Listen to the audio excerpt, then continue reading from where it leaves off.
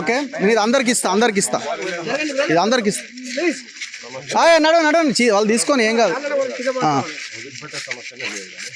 మనము ప్రస్తుతము నల్గొండ జిల్లా తిప్పర్తి మండలము ఎల్లమ్మగూడెం అనే విలేజ్లో ఉన్నాం. ఈ ఊర్లో జరిగిన ఘటన మీకు అందరికీ తెలుసు. ఒక యాదవ బిడ్డ ఇక్కడ నామినేషన్ వేసి సర్పంచ్గా పోటీ చేద్దామని ప్రయత్నం చేసింది నాగలక్ష్మి. ఇక్కడ సర్పంచ్గా జనరల్ స్థానం వచ్చింది. రిజర్వేషన్లో భాగంగా ఇక్కడ జనరల్ వచ్చింది, ఏ రిజర్వేషన్ లేదు. సో కాబట్టి బీసీ బిడ్డగా ఆమె పోటీ చేద్దామనుకుంది, చదువుకుంది, టీచర్ ఆమె. సో ఆమె పోటీ చేయాలనుకున్న ప్రయత్నాన్ని కొంతమంది ఇక్కడ ఉన్నటువంటి వాళ్ళు, కోమటిరెడ్డి వెంకటరెడ్డి మాఫియా వీళ్ళంతా, సందీప్ రెడ్డి, వెంకటరెడ్డి, రామిరెడ్డి వీళ్ళంతా కలిసి ఈ గ్రామంలో మనమే పవర్లో ఉండాలి, వేరేవాడు ఉండడానికి వీల్లేదు, బీసీలు అసలే ఉండడానికి వీల్లేదని ఒక ప్రయత్నం చేసి తన భర్తని కిడ్నాప్ చేసి మూత్రం దాగించి చాలా భయంకరమైన పరిస్థితికి ఒడిగట్టారు. పోలీసులు వీళ్ళ ఇంటి దగ్గర ఉండాలి కానీ చౌరస్తాలో నిలబడ్డారు. చాలా దారుణం ఇది. ఒక ఇద్దరు కానిస్టేబుల్ మాత్రమే ఉన్నట్టున్నారు. సో ఎంత అన్యాయం చెప్పండి, ఎంత దుర్మార్గం ఇది. సో మేము గ్రామంలోకి ఆల్రెడీ అక్కడ ఇంటి దగ్గర ప్రెస్ మీట్ పెట్టి పోదాం, సర్పంచ్ ఎక్కడైతే గ్రామ పంచాయతీ ఉందో గ్రామ పంచాయతీ దగ్గరికి వెళ్దామని మేము రెడీ అయినాం. అందరూ వచ్చారు. మొత్తం మీడియా, డిజిటల్ మీడియా సైనికులంతా ఈ ఊరికి రావడం జరిగింది. సో మేమేమడుగుతున్నామంటే తక్షణమే ఈ గ్రామ ప్రజలందరూ, మేము ఇక్కడి నుంచి ఈ వాక్ చేస్తూ పిలుపునిస్తున్నాం, తక్షణమే గ్రామంలో ఉన్న వాళ్ళంతా ఏకమై భయపడకుండా నాగలక్ష్మి గారిని సర్పంచ్గా ఎన్నుకునే ప్రయత్నం చేయండి. కులాలు, వర్గాలు, మతాలు అన్నీ పక్కన పెట్టండి. ఇంత అరాచకం జరుగుతుంటే ఎందుకు ఇంకా మనం సైలెంట్గా ఊరుకోవాలి? కోమటిరెడ్డి వెంకటరెడ్డి ఇంతవరకు కూడా రెస్పాండ్ కాలే. మరి ఎందుకని రెస్పాండ్ కాలేదు అంటే నీకు సంబంధం ఉన్నట్టే కదా. సో తక్షణమే రెస్పాండ్ కావాల్సిన అవసరం ఉంది. ఒకసారి ఆమెతో మాట్లాడదాం. తనే సర్పంచ్, వాళ్ళ భర్త తను యాదగిరి, తనని కిడ్నాప్ చేసి ఏదో రకంగా నామినేషన్ విత్డ్రా చేయించడానికి ప్రయత్నం చేశారు. కానీ వీళ్ళు వినలేదు, ధైర్యంగా నిలబడ్డారు. ఇట్లాంటి వాళ్ళు మనకు దొరకరు. నిలబెట్టుకోవాల్సిన బాధ్యత మనందరి మీద ఉన్నది. పోటీ చేయడానికి రెడీగా ఉన్నారమ్మా? రెడీగా ఉన్నాం సార్. మరి అవతల దాడులు చేస్తాం, ఇది చేస్తాం అంటున్నారట కదా. మేము ఎస్ఐ గారికి, సిఐ గారికి కంప్లైంట్ ఇచ్చాం సార్. మాకు ప్రాణహాని ఉంది. సర్పంచ్ అభ్యర్థిగా గెలిచిన తర్వాత కూడా పరిపాలన సాగించడంలో మాకు ఇంకా ప్రాణభయం ఉంటది. ఖచ్చితంగా ఆయన ఏదో ఒకటి చేస్తాడు. కాబట్టి మాకు రక్షణ 5 సంవత్సరాల దాకా మాకు రక్షణ కల్పించాలని ప్రభుత్వాన్ని కోరుతున్నాను. సో మీ భర్తని కిడ్నాప్ చేశారు కదా, కిడ్నాప్ చేసిన రోజు కానీ ఆ తర్వాత కానీ తను వచ్చేంత వరకు మీరు ఎట్లాంటి సిచ్యువేషన్ లో ఉన్నారు? చాలా భయంకరంగా ఉంది సార్. నా చిన్న పిల్లలు ఇద్దరు ఆడపిల్లలు. ఒక్కదాన్ని నగరకల్లో ఉంటుంది. ఇక్కడ మా అత్త మామ సమక్షంలో కూడా నేను లేను. నగరకల్ల నుంచి ఎల్లమ్మగూడెం గ్రామానికి ఒక బస్సు, ఆర్టీసీ ఏవీ లేవు. అలాంటి టైంలో నేను ఒక్కదాన్ని ఎలా పోగలనని ఎంపీటీసీ గారిని ఆశ్రయించాను. మంత్రి భూపాల్ రెడ్డి గారు, కంచర్ల భూపాల్ రెడ్డి గారిని ఫోన్ చేశాను. అయితే మా ఊరి వీళ్ళు వచ్చి నన్ను అక్కడికి తీసుకెళ్లడం జరిగింది.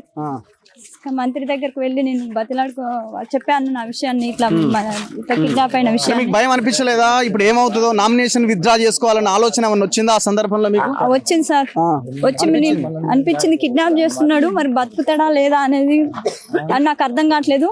సరే ఇంతకన్నా ఇంకా దారుణం ఏముంటదని నేను ఇప్పుడే గట్టి నిర్ణయం తీసుకోవాలని నేను నామినేషన్ వేయడానికే ధైర్యం చేశాను సార్. నా గ్రామ పెద్దల సహకారం, అండదండలు ఉండబట్టే నేను నామినేషన్ వేశాను.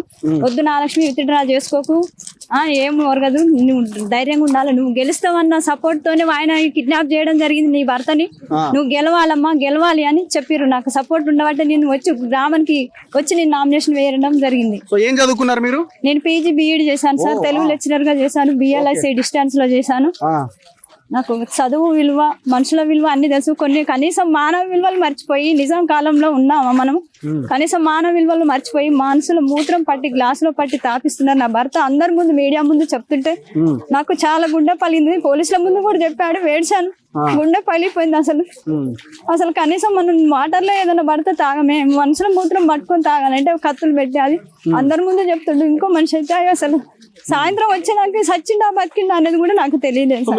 మీ పిల్లలకి తెలుసా ఈ విషయం, డాడీ లేడు అని? ఆ సందర్భంలో వాళ్ళు ఎట్లా రియాక్ట్ అయినారు పిల్లలు?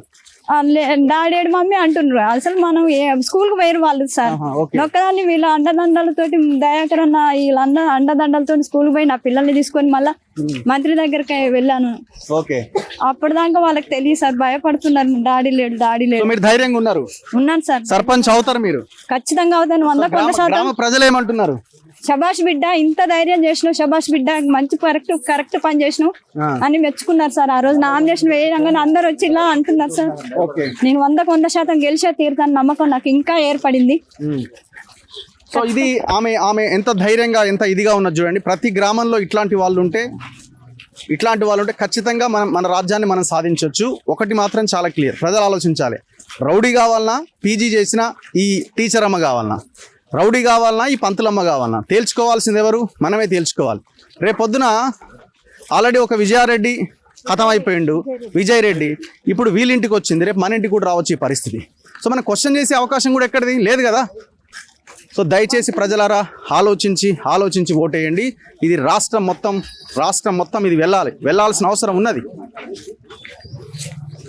సో ఎంత దారుణం అంటే మూత్రం దాగించే పరిస్థితి ఏంటండి?